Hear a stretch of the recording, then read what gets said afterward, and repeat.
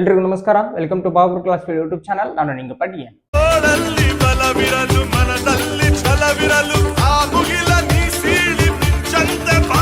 ತಮ್ನೇಲಲ್ಲಿ ನೀವು ನೋಡಿರುವ ಹಾಗೆ SSC ಅಥವಾ ಸ್ಟಾಫ್ ಸೆಲೆಕ್ಷನ್ ಕಮಿಷನ್ ಅವರು 2025-26ರ ಕ್ಯಾಲೆಂಡರ್ ಬಿಟ್ಟಿದ್ದಾರೆ. ಸೊ ಅದರ ಬಗೆಗಿನ ಮಾಹಿತಿಯ ಕ್ಲಾಸ್ ಇದಾಗಿರುತ್ತೆ. ಏನಿದು ಕ್ಯಾಲೆಂಡರ್ ಅಂತಂದ್ರೆ SSC ಅವರು ಕಂಡಕ್ಟ್ ಮಾಡುವಂತಹ MTS, GD, CHSL, CGL, CPO, Delhi police, stenographer ಹೀಗೆ ಹಲವಾರು ಎಕ್ಸಾಮ್ಗಳನ್ನ ಯಾವ ಎಕ್ಸಾಮ್ನ ಯಾವ ದಿನ ಕಂಡಕ್ಟ್ ಮಾಡ್ತಾರೆ ಅನ್ನೋದನ್ನ ಒಂದು ವರ್ಷ ಮುಂಚೆನೆ ಬಿಟ್ಬಿಡ್ತಾರೆ. ಸೊ ಅದನ್ನ ನಾವು ಕ್ಯಾಲೆಂಡರ್ ಅಂತ ಕರಿತೀವಿ.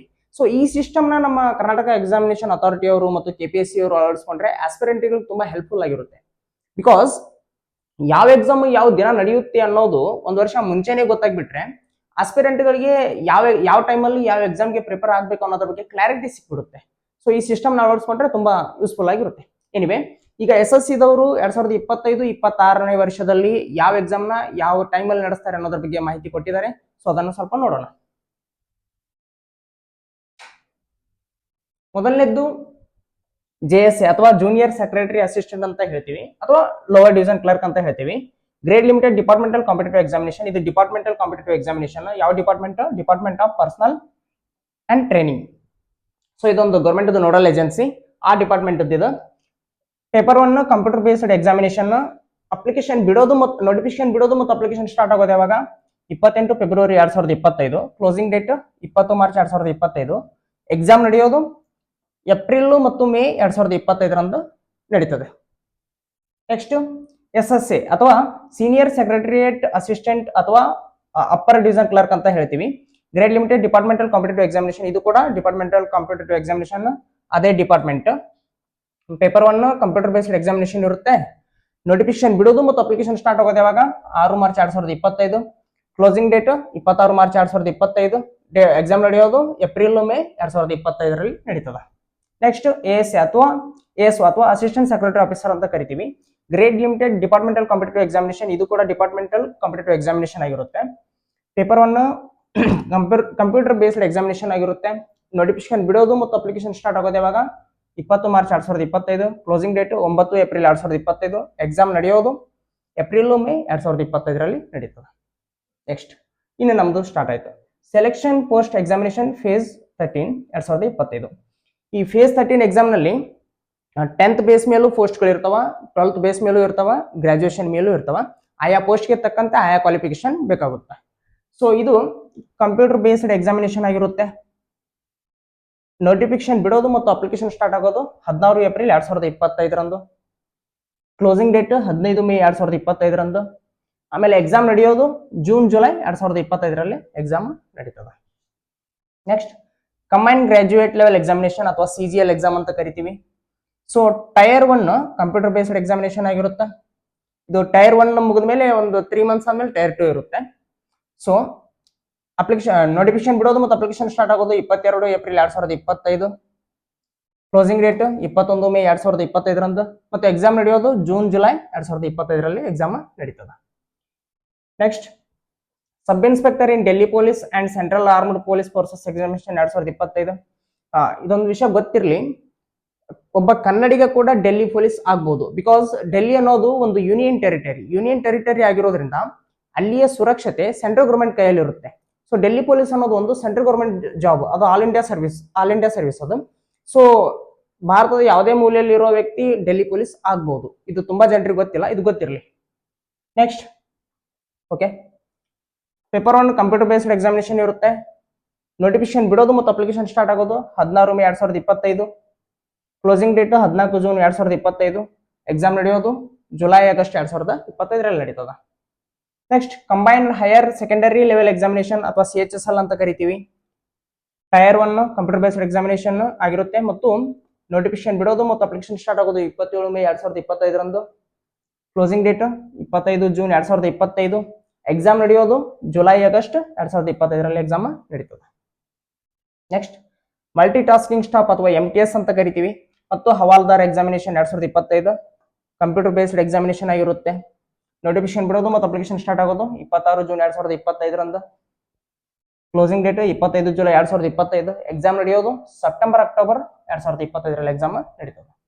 ನೆಕ್ಸ್ಟ್ ಓಕೆ, ಈ ಕಂಬೈನ್ CHSL ಗೆ ಮತ್ತು MTS ಗೆ ಸೆಕೆಂಡ್ PUC ಮುಗಿದಿದ್ರೆ ಸಾಕು. ಇದು ಡೆಲ್ಲಿ ಪೊಲೀಸ್ಗೆ ಡಿಗ್ರಿ ಗ್ರಾಜುಯೇಷನ್ ಮುಗಿದಿರ್ಬೇಕಾಗಿರುತ್ತೆ. Stenographer grade C and D examination 2025 ಇದಕ್ಕೂ ಕೂಡ ಸೆಕೆಂಡ್ PUC ಮುಗಿದಿರ್ಬೇಕಾಗುತ್ತೆ. ಕಂಪ್ಯೂಟರ್ ಬೇಸ್ಡ್ ಎಕ್ಸಾಮಿನೇಷನ್ ನೋಟಿಫಿಕೇಶನ್ ಬಿಡೋದು ಮತ್ತು ಅಪ್ಲಿಕೇಶನ್ ಸ್ಟಾರ್ಟ್ ಆಗೋದು ಜುಲೈ 29, 2025ರಂದ.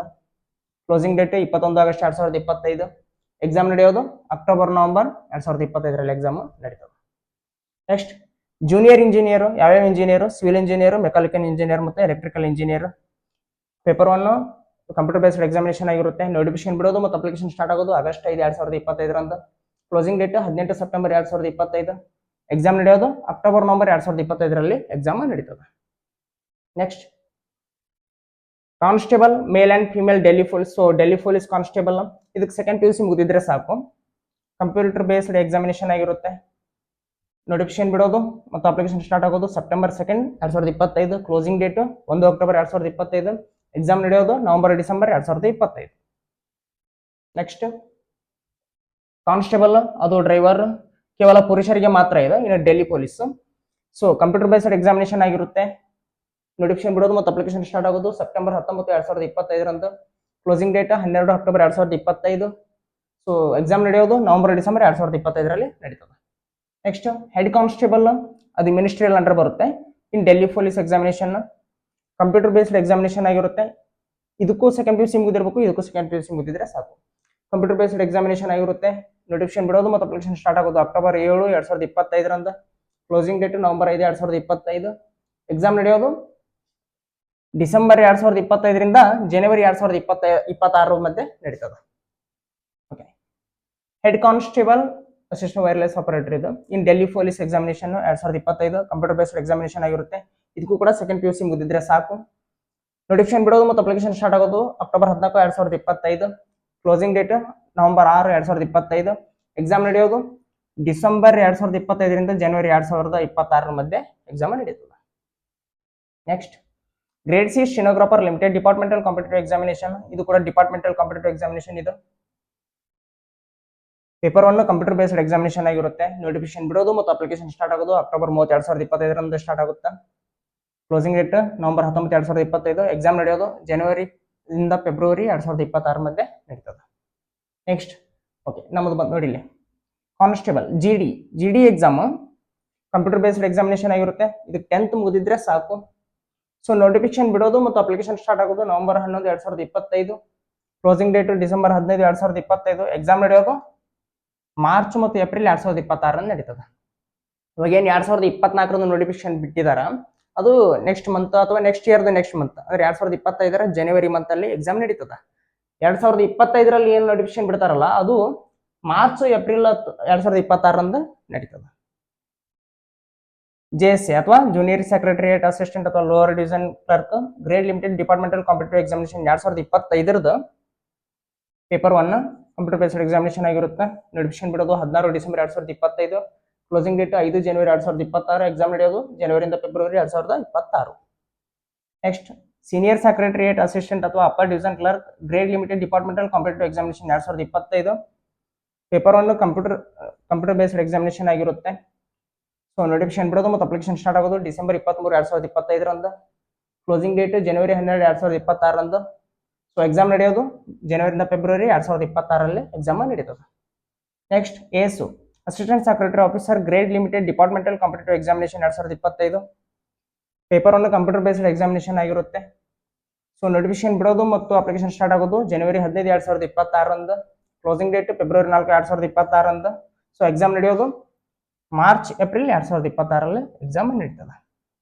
ಸೊ ಇದಿಷ್ಟು ಸ್ಟಾಫ್ ಸೆಲೆಕ್ಷನ್ ಕಮಿಷನ್ ಅವರು ಬಿಟ್ಟಿರುವಂತಹ ಕ್ಯಾಲೆಂಡರ್ ಬಗೆಗಿನ ಮಾಹಿತಿಯಾಗಿತ್ತು. ಈ ಮಾಹಿತಿ ನಿಮ್ಗೆ ಇಷ್ಟ ಆದರೆ ಲೈಕ್ ಮಾಡಿ, ಶೇರ್ ಮಾಡಿ, ಕಮೆಂಟ್ ಮಾಡಿ. ಇದೇ ರೀತಿ ಮಾಹಿತಿ ಮತ್ತು ಕ್ಲಾಸ್ಗಳಿಗಾಗಿ ಚಾನಲ್ಗೆ ಸಬ್ಸ್ಕ್ರೈಬ್ ಆಗಿ. Thank you.